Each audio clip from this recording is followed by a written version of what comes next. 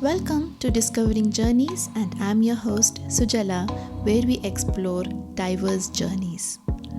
Most of us are taught how to chase dreams, build careers, and plan for the future, but no one really teaches us how to sit with our losses or how to build a life after everything changes. Today's guest knows the journey intimately. Victoria Volk turned her personal story of childhood grief, trauma, abuse, and addiction into a powerful path of healing, not just for herself but for countless others.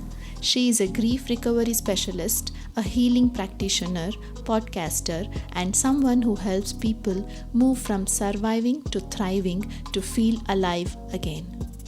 But more than that, she is someone who reminds us that we have a choice and everyone can heal. In this conversation, we explore how healing can be liberating to oneself. We talk about the messy middle, the part no one prepares us for, and how it's possible to go from feeling broken to feeling whole again. Let's get into it. Hello, Victoria. It's a pleasure to have you on my podcast, and welcome. Thank you, Sajala. I'm excited to be here. Your journey is deeply moving and inspiring. You have taken your own personal grief and trauma and made a mission to help other people. And your main motto is from surviving to thriving. Your personal experience with grief started as early as 6 years old, and you had a series of challenges to deal with. Could you take us through it? Yeah, I hadn't really thought about the loss of my grandmother as much as I had my father up until probably until I started really doing this work with others and clients and things and doing my podcast, because that's really where I think that my mother became emotionally unavailable, was even younger than I thought initially, because it was my mother's mother who had been diagnosed with melanoma, and she stayed with us for a time when she was sick, but she had passed away. And I'm not sure the timing exactly as far as when my dad was diagnosed and when she passed, but I know there was an overlap because my father was diagnosed. I would have been 7 because he lived for 16 months. He was only given a few months, maybe 6 months, but he lived 16 months. It was already stage 4 at that point. They had been trying and doctoring several hours away. And so during that time, I was kind of shuffled between neighbors and friends. And because I was the youngest of 4 kids, my sister was practically an adult already. She was a senior in high school, and my brother was 5 years older than me, a teenager, and kind of off doing his own thing. So I was kind of the one shuffled around. By the time my father had passed away, my mother had incredible losses already. Like her father had died too, actually, the year I was born. 6 years, 7 years, she lost her father, her mother, and her husband. Um, there was mental health challenges with a sibling of mine at around that time too. Struggles with alcohol, things like that. So the atmosphere in the home was very chaotic growing up. My mom had remarried within a couple of years, and even too during that time, I had been molested by a friend of the family.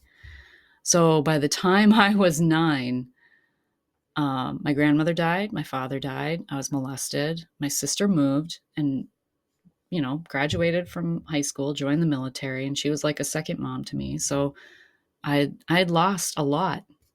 I had lost people I loved and cared about, my sense of safety and security, um, trust in people. From, I think, the outside, people would have looked at me like I was unaffected, because as a teenager, I was very responsible. I had a job at 14. I got a job. I've been working since I was 14. As soon as I could get a job, actually, even younger than that, because I started cleaning houses and babysitting at 10, 11, 12. Those lessons taught me. I mean, I had to learn independence, first of all. I had to really just lean on myself. He was a truck driver, so he wasn't home a lot. So even though she was married, there wasn't that stability of a father figure in the home either. And then they fought all the time. So I almost liked it when he wasn't around because then I didn't have to hear the fighting. Um, so yeah, it was just, I could not wait to get out of the house by the time I graduated. And there was a lot of things that happened in between there. I mean, I'm not going to, it's a laundry list. I mean, by the time I graduated from high school, I felt like I had lived 3 lifetimes. um, just more of that lack of safety, lack of security, people betraying my trust, people. I had a real complex with trusting people by the time I got on my own. I'm highly sensitive, empathic, but as a teenager, like I said, from the outside, people would have thought I was well adjusted. I was the one that people went to when they had problems. I was people's confidant. I was the emotional caretaker for a lot of people in my life. But no one was really that for me. I mean, and my sister was, but again, she had moved on. She was building her own life. Um, so yeah, by, and then my early 20s, that's when it all started to really come to a head. I started to use alcohol, and that was how I started to cope. Again, like grief is cumulative and it's cumulatively negative. And so those experiences don't stop, right? We still experience grief. I ended up flooding out of my apartment. I Alcohol was contributing to a lot of bad decisions, putting myself in very scary situations. Um, my license was almost suspended. I was getting in fender benders and speeding tickets. I should have been fired from my job. I can't believe I wasn't, because I was late all the time, and it was a traveling type job. So like people would wait, people were having to wait for me. Um, but by the grace of God, I wasn't fired, because that probably would have put me in a real downward spiral at that point. But I ended a 5-year relationship. Like that was toxic. I mean, there was so much in my early 20s. And then I said a prayer. That's really what it came down to. Was I said a prayer asking for not someone to rescue me, but someone who was good for me, someone who would lift me up, someone who would be not my emotional caretaker, but who I could lean on. 23 years later, I'm still with him. Ah, that's so reassuring and so beautiful. He was actually a classmate of mine, and we had been friends. He moved to my school, or to my town, but going into our junior year. So we only had 2 years to get to know each other, but we were friends. And then we went off our separate ways, and I had been dating somebody, and he joined the military. And anyway, we ended up coming, I don't know how it came to be, but it came to be. And, 3 kids later and 20 plus years, here we are. Several moves.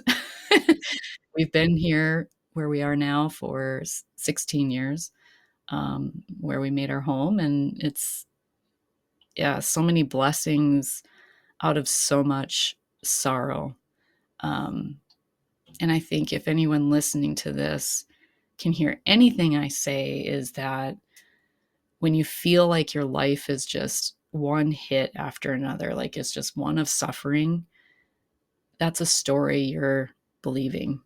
It's a story, because it was a story that I thought that I took as mine, that I took as truth, as my truth. Like I'm just meant to suffer, I guess. And being an empath and highly sensitive, I think a lot of empaths feel that. And you're so giving, right? You give, you give, you give. And when you're giving, you don't realize you're giving and exhausting yourself this much. You don't know your limit. You think that you can take it. Somehow you put no threshold to yourself. So I think, and you going through the trust issues after like going through so many challenges and traumatic events, what made you trust your husband at that point, 23 years back? Well, as an empath, right, we're very in touch with our feelings. And I felt like I just, you know, and being an empath too, we are very much observers. We're very much affected by our environment, right? And the people in it and all of that. I just knew how he made me feel.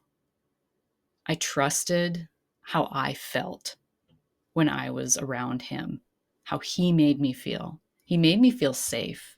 He made me feel secure. He made me feel like I could trust him. Was it the first time you felt safe? Yes. Yeah. Going back to the phase of alcohol abuse, did you think that you were tired and exhausted and you were not able to put things together as to why it was happening and you chose that way as an outlet? Oh, yeah. I'm in grief recovery. I learned so much about grief and going through the process that I take people through. I went through it myself. And one thing I learned was we have these STIRBs, these short term energy relieving behaviors. And mine happened to be alcohol. And yeah, it was my escape from my reality. I could um, let my inhibitions fly. I could feel like somebody else for a short period of time, and my mind could just like go offline. Like I could just relax. Um, because, especially around a lot of like in social situations, like I would feel like I needed something to put me at ease and help me relax. Um, and for me, that was alcohol. What was your turning point? Well, I know it distinctly. One thing I didn't share too was when my father passed away. Not only did I lose my father, but I lost an entire family because his family was no longer in our lives. My grandparents, aunts, uncles, cousins. I grew up without them. And because my grandmother and grandfather on my mother's side had passed away, I grew up without grandparents pretty much. Never got to experience that, like all my classmates and my peers did. So the turning point was when my uncle was diagnosed with brain cancer. My father's brother, who he was very close to. My mother had told me that he was diagnosed with brain cancer, and she didn't know much information, but all that except that he was in the hospital. By that point, it had been almost 30 years, pretty close to the day of my father passing. And I decided to go see him, to go see my uncle. Like I felt like it was no question. Like I had to go see him. I feel it was my dad like pushing me, right? Because not only did my uncle need that, but so did I.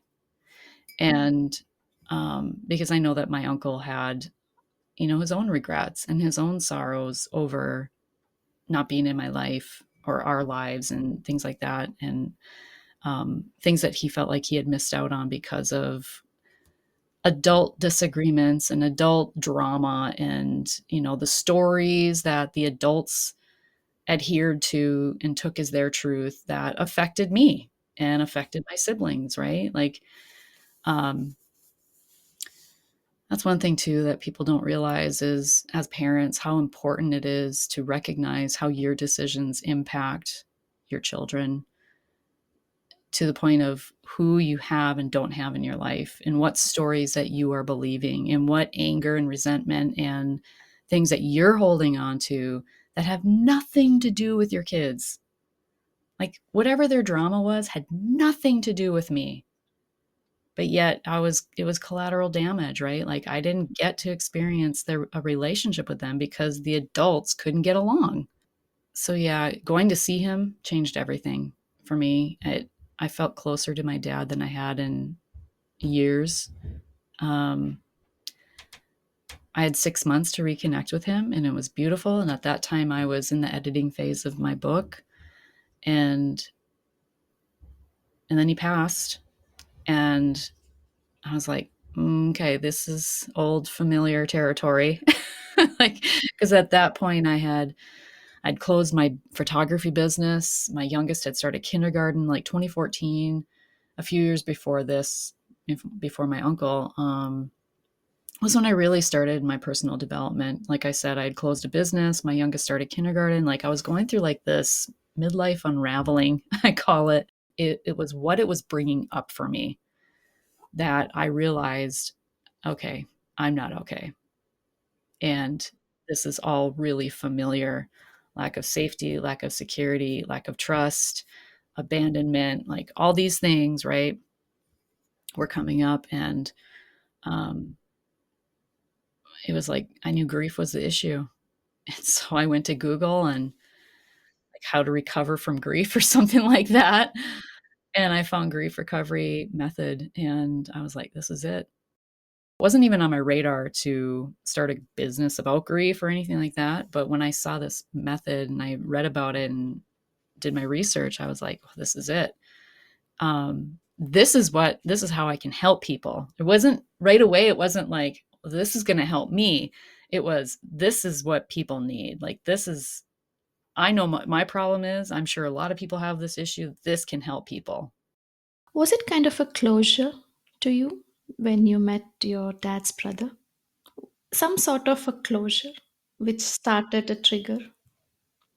I think it was really like me feeling empowered. It was actually very empowering because I don't need to adhere to this old story that everybody else is choosing to take on as their truth. Like, I'm rewriting that story. That's it. Like, so yeah, I feel like I just chose to do things differently. Yeah. How would you explain what grief is today to somebody who doesn't know what grief is? Grief is the loss of hopes, dreams, and expectations. It is anything that we wish would be or could be different, better, or more.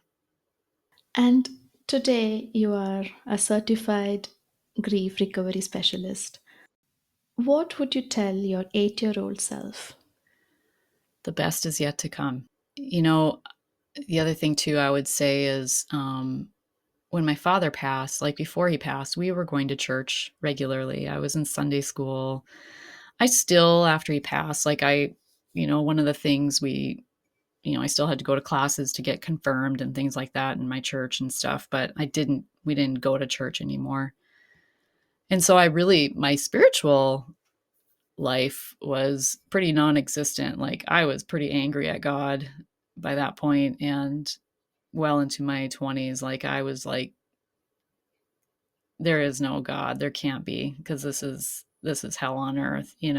And I believe that, no one talked to me as a kid. No one talked about grief. No one talked about death and dying and my mom didn't even have me. She argues with me that I was there when my father passed, but I'm like, nope, pretty sure I was not. Like I would know, even though I was 8. And that's the thing too, like people, because I was 8, people are like, oh, she doesn't know what's going on. She doesn't know what's happening. And that was so infuriating to me. I remember people saying that. And kids, I look at when my kids were 8, I looked at them and I'm like, there is no way they would not understand and know if their father passed away. Like, come on, people. Like, kids are sponges. They are taking in their environment constantly. Their ears are always on. Their eyes are always looking and seeing and taking in what you're doing, looking at how you're responding. It's like, oh, that's how we react to grief. Oh, that's how we respond when someone, gives us attitude, or, when the checkout person's having a bad day and we like just snap back and return that anger at them. That's how we respond to people. You know, kids are learning all the time. You're not aware of it, but they like travel wherever you go. They just try to look at you. Yeah, by age 3, we've learned 75% of how to respond to life. Wow. 75%. The rest comes by age 15. That's something that blew me away. I learned in my grief Oh, recovery. I have goosebumps now. 3 years is too. It's like a baby. Yeah. And so, like, even for me, like, not knowing what I know now and looking back at when I was raising my kids when they were little, I was even my husband and I were just talking about this last night, like, "Oh my gosh, like, I wish I could go back in time because I don't feel like I was really present. I don't feel like I felt like a walking zombie." I had my kids very close together, um, within 4.5 years, I had 3 kids, 5 years. Um, I was just like I wasn't I know now my energy is not built for that, first of all.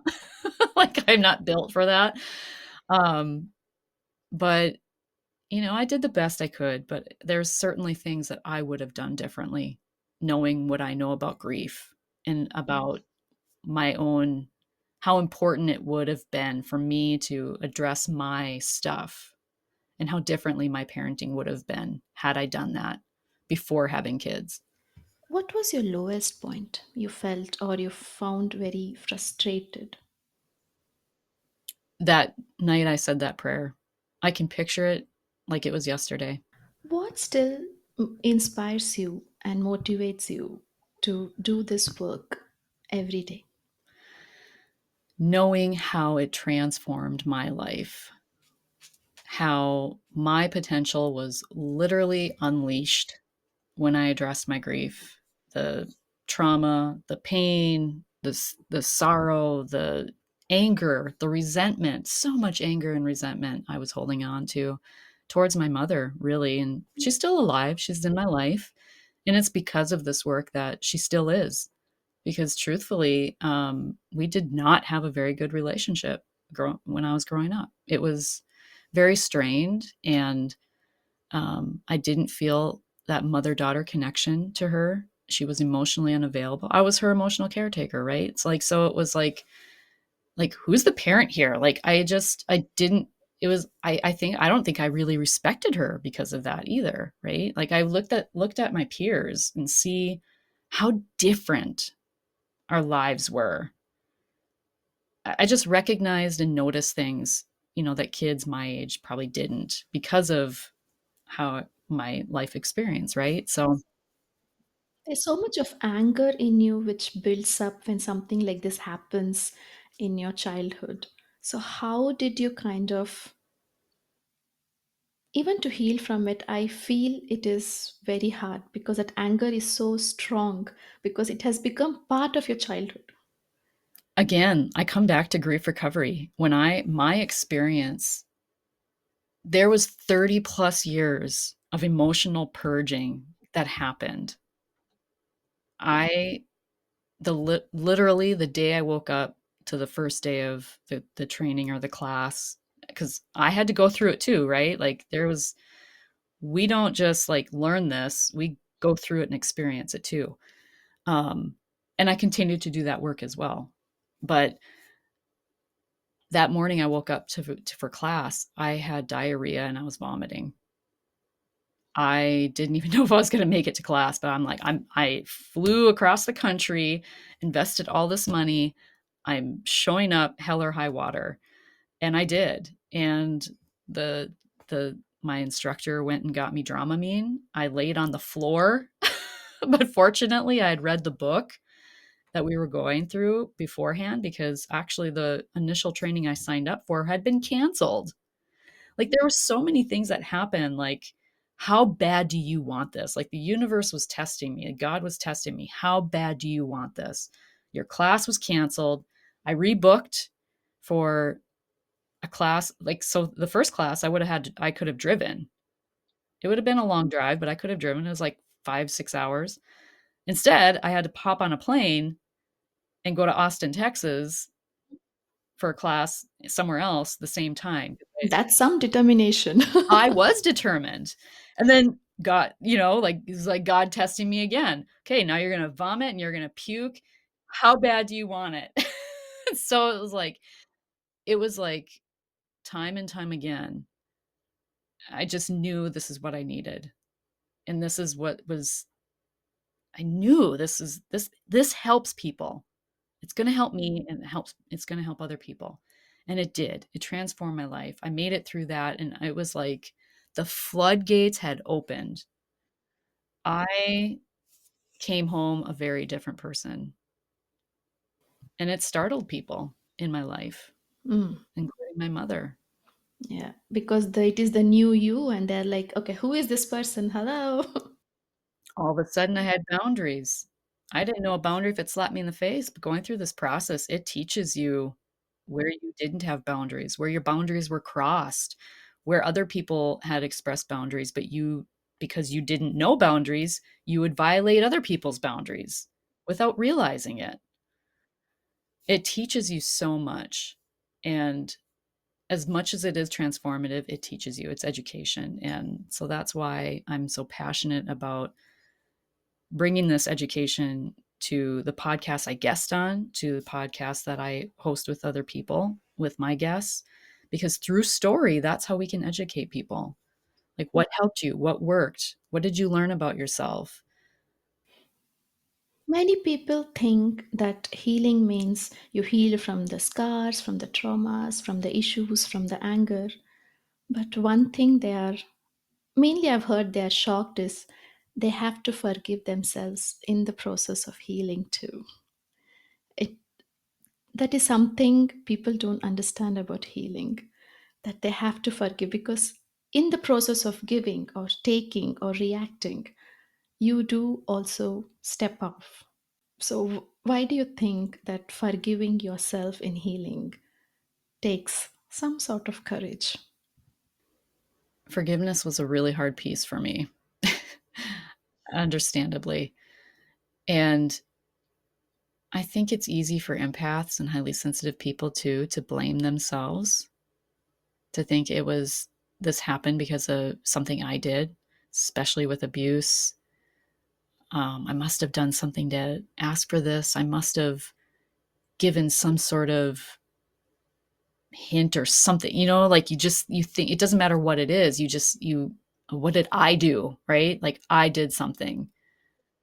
And to recognize that I did nothing to deserve any of it, that was really freeing, emotionally freeing. It brings me to tears thinking about it. I haven't thought about that in a while, but um, so I think in that acceptance of that, it's this forgiveness of the old version of me who believed this story, right? This, and forgiveness was such a huge piece for me, to my abuser, to my mother, to people in my life who weren't there for me, didn't step up. And that actually kept me as a feeling like a victim in my circumstances up until that point. Like I felt like again, you feel like the world is out to get you. Um, you don't trust people. You keep people at arm's length because of it. So you really crave and desire deep connection, but yet there's a part of you that still holds back. So no one ever really gets to see the true you, right? And you don't express the true you. You don't show the you that you were as a child, right? Because you're wounded. You feel like a wounded bird. Yeah. So it was forgiveness is a huge part of this process, and it is part of our process in grief recovery. Mm. It's liberating for sure. There's no doubt about it. But the process, when that gate opens, I think it's one of the heaviest. And especially if you're an empath, just to come in terms of understanding takes such a long time because you're fighting. Hey, listener, thank you for tuning into Discovering Journeys. If you're enjoying this conversation, I would love for you to take a quick moment to follow the podcast on Instagram so you never miss these incredible stories and learnings. Also, please consider sharing it with a friend or leaving a review, as it goes a long way in helping more people discover this podcast. Now, let's get back to the conversation. Well, and here's the thing, it's like I was waiting for an apology I was never ever going to get. So while we sit and wait for an apology we're never going to get, we are the ones suffering. We are the ones stuck in emotional jail. So by me enabling myself and learning the tools and knowledge and coming to this awareness, self-awareness, learning about myself to get to the point where I can forgive, that's for me. I don't need to have a conversation with anybody. I don't need to approach them and tell them how I forgive you. You don't even need to do that. No explanation is required. Yeah, absolutely. It's internal work. It's purely internal work. But I think when people think of forgiveness, like you have to forgive, I think people think immediately like, "Oh, I have to go to that person and tell them I forgive them." No, you don't. No, you don't. No, you don't. You will not get an apology, and forgiveness, you can have many definition, but it's not for the other person, it's for yourself. How often do we feel like someone did something to us, but does the person even know they did? Right? Like I have been in that position where someone came to me months later. When you said that, it really hurt my feelings. I'm like, "Oh my gosh, like I had no idea. But thank you for bringing it to my awareness. I'm sorry that I made you feel that way. I can take ownership of it and apologize when it's brought to my attention, but unless I don't know, I can't apologize." So, here we sit like fuming and feeling upset and sad and suffering in silence. And having the dialogue. Yes, adhering to this story we've told ourselves. How many stories are we holding that are just pure bullshit? And it is scrappy to you, nobody else. We're the ones suffering. The irony of it. Yes. Ah, it's such a funny and heavy subject that you can take either way, Yeah. and it's both. Yeah. What does end of life doula mean, and how does it fit into this big picture in grief and healing? So I'm a trained end-of-life doula, but I have yet to figure out or bring that gift outward. I'm not because I just don't know how it's wants to be how I want to express that yet. So I do so now and like in education, right? I'll talk about it and things like that. Like because when watching my dad suffer as long as he did, being stage 4, like there was no hospice in the 80s, late 80s. And I think what people don't realize is that end of life, it can be 16 months, it could be 6 weeks, it could be 6 days. But the sooner you are able to go into hospice, the better, because it actually has been proven to extend people's lives. Because you're not going into hospice like you're on your deathbed, but that's what people think. Like, okay, now I got to go to hospice to die. You can still live a fulfilling life while going through treatments, while your cancer or while your being care is being managed, right? Like keeping you comfortable. You can still do things.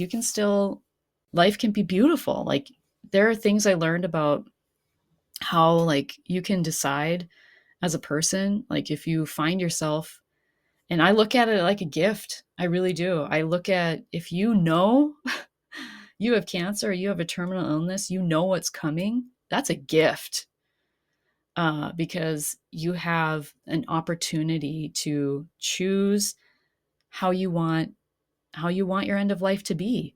Who do you want to visit you? What do you want the environment to be like? Do you want candles? Do you want soft music? Beautiful. A guest that just came on my podcast not long ago. This is so beautiful.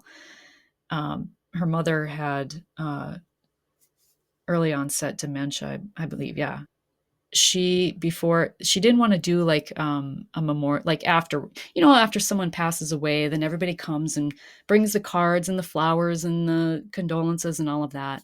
She wanted her mother to experience that. So before her mother passed, with her mother's permission, people came in and told her how they felt about her, what they wanted her to know. They brought her the flowers, they brought her the cards, and she got to read them and experience. I thought, I absolutely love that. How beautiful is that? Like, it's not for me. Like, as the daughter, like, she's like, it wasn't for me. I wanted my mother to experience that. Forgiveness was a huge part of her story, too. And so she became her mother's caregiver for 10 years, and her mother was her abuser. Ah, So talk about forgiveness. and to do this, Yeah.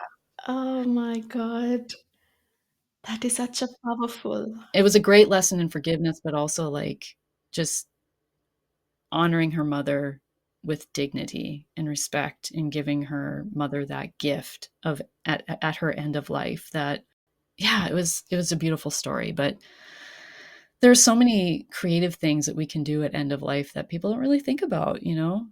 And while you have a sense of agency at your end of life, like, you can make those decisions for yourself. Don't leave that to family to struggle through. And yeah, it's, if you know it's coming, that's a gift. Many people share such vulnerable stories. You have heard so many different perspectives of grief, trauma, healing, and what it means in their life. How do you protect yourself by having an emotional boundary? I think the more we sweep our own doorstep, those kinds of things take care of themselves. It's hard to explain. You know, like when I feel myself responding a certain way, like I know that I need to give myself space. I mean, I never had this before, but just doing this work and working on myself, I can stop and look and ask myself, why is that triggering me? Why am I reacting in this way? Why is this bothering me like it is?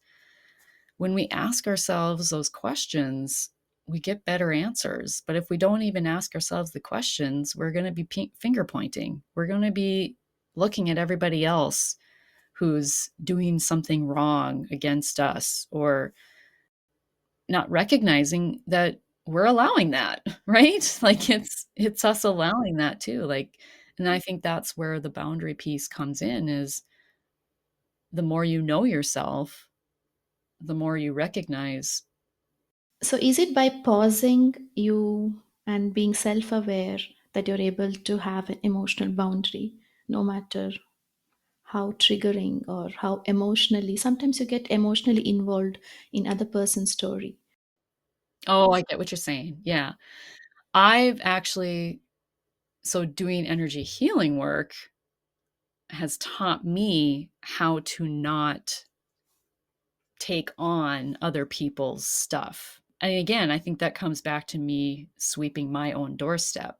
It's like I get this visual of me like sweeping my energy space around me. Like I'm just, Cleansing. yeah, like, yeah, really. And it's like the cleaner it is, the more grounded I am, the more centered I am in myself, the less affected I am. And then when I feel myself, like I've had moments like, wow, I feel really sad right now. Like out of nowhere.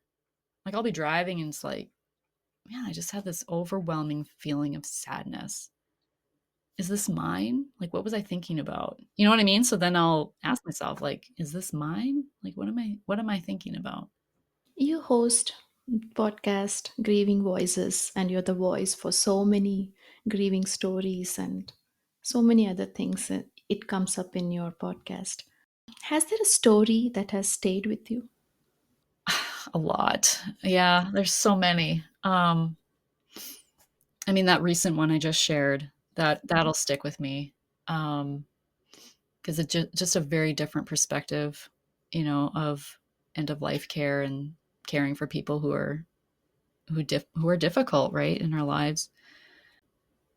It's like every story is a challenge to triumph story. It's that hero's journey. It's that underdog story.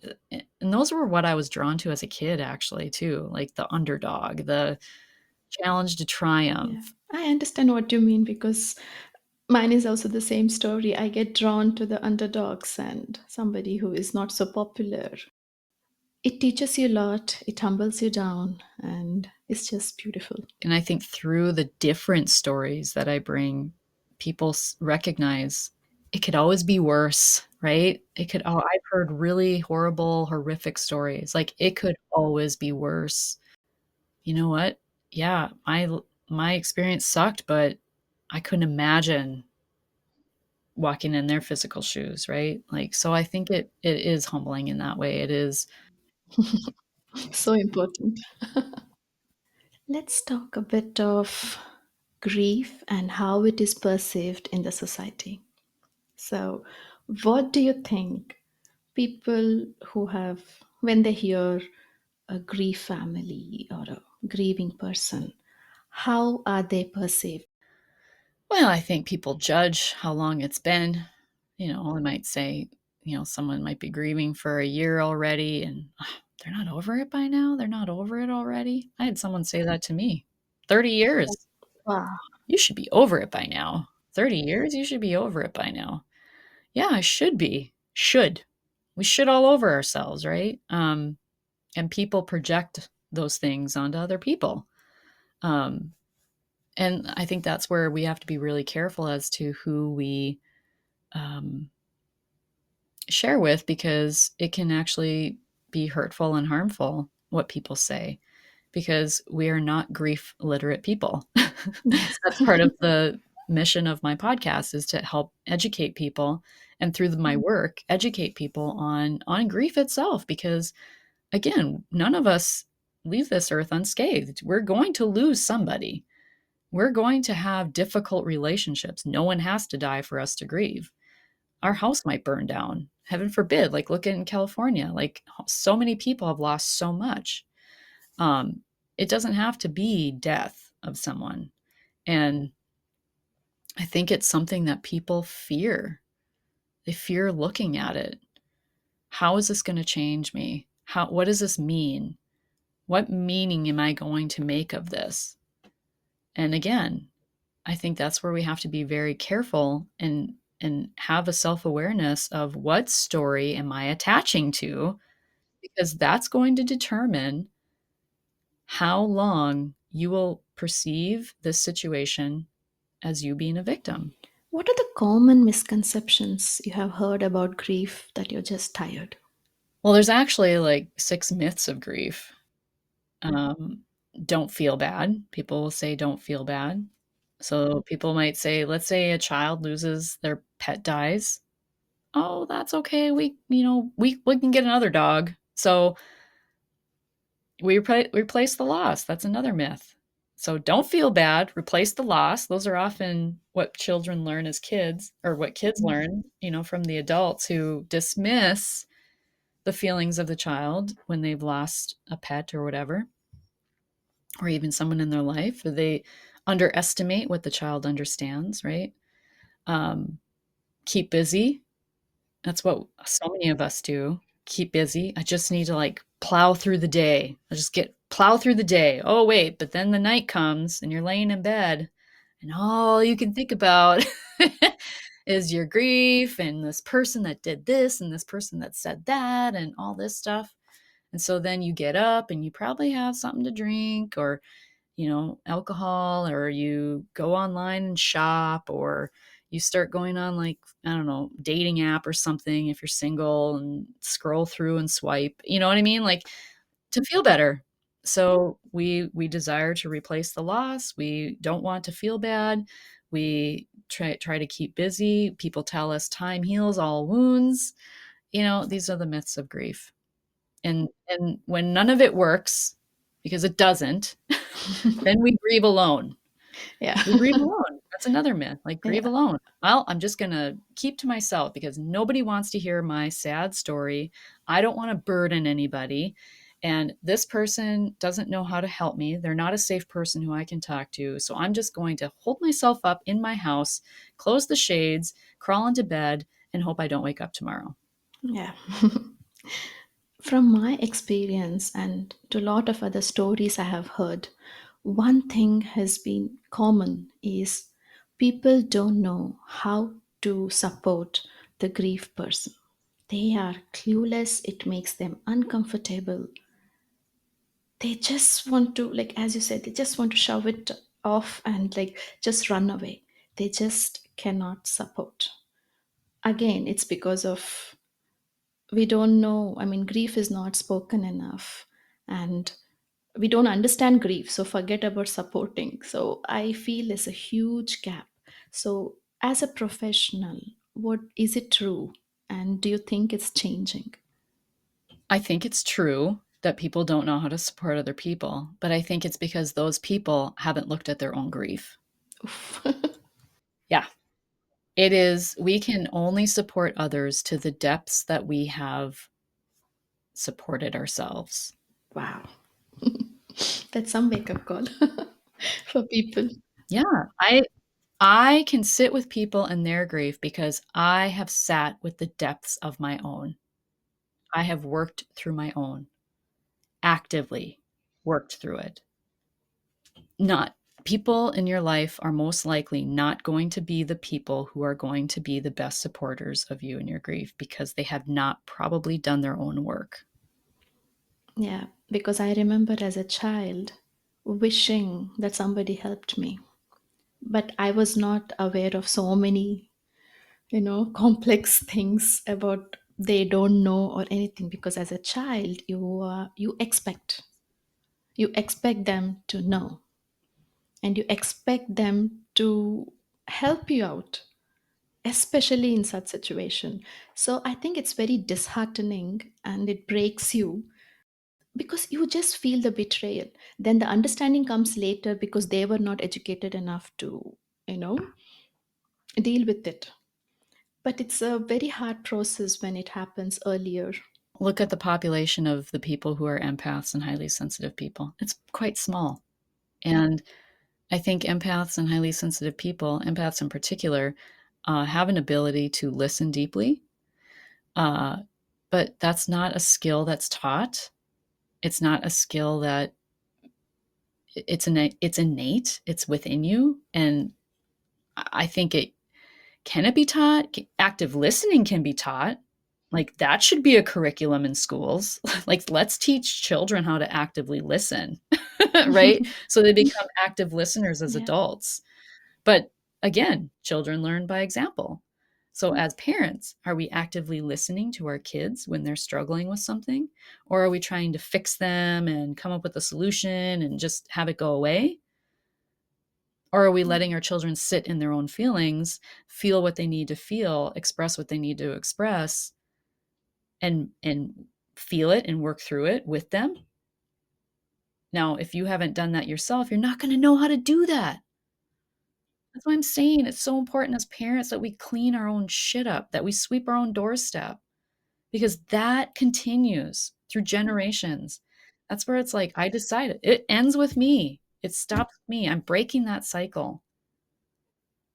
And I challenge every family, anyone listening to this, be the person that breaks that cycle, that generational bad learning about grief.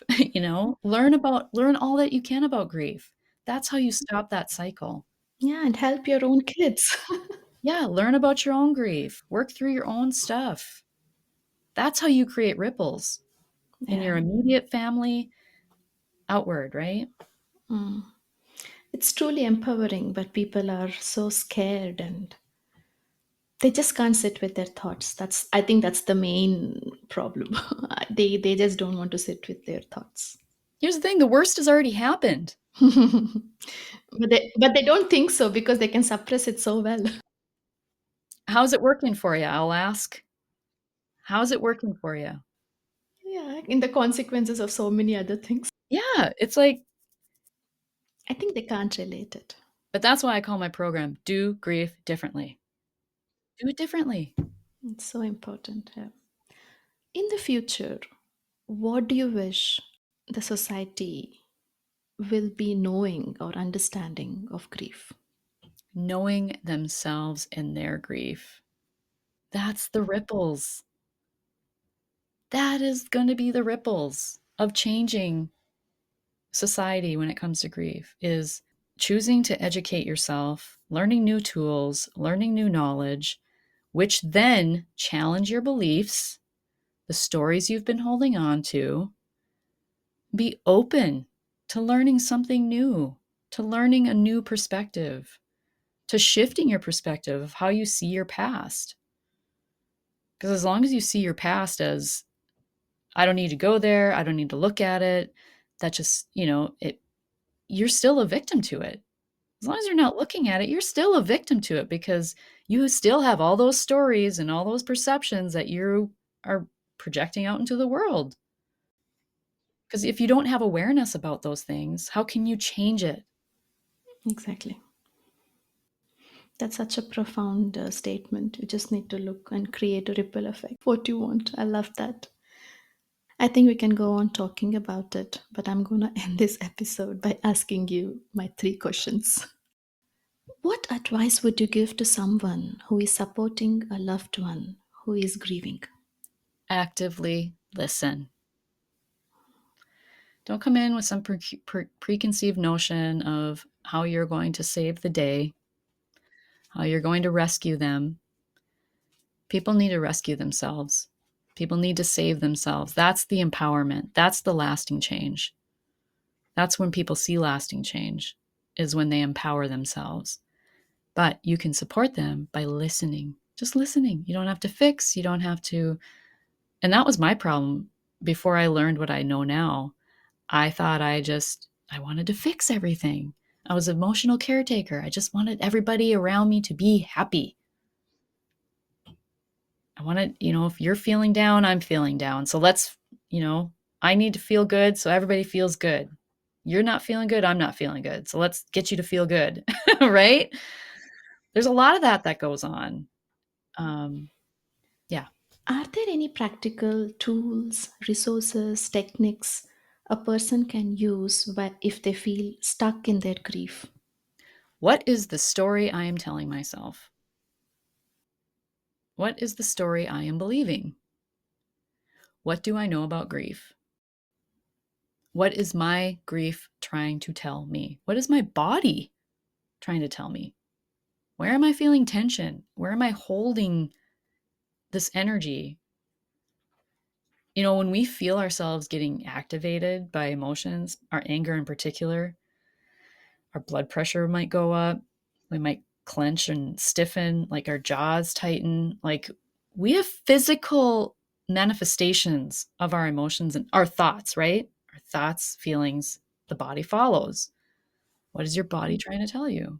So, tuning in, asking yourself deeper questions. You help people move from surviving to thriving.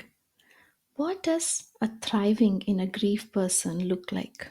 Forward momentum. It's one step in front of the other, and no longer adhering to the story that I am a victim of my circumstances. That's when you know you're thriving, when you don't feel like a victim. Then you're moving forward.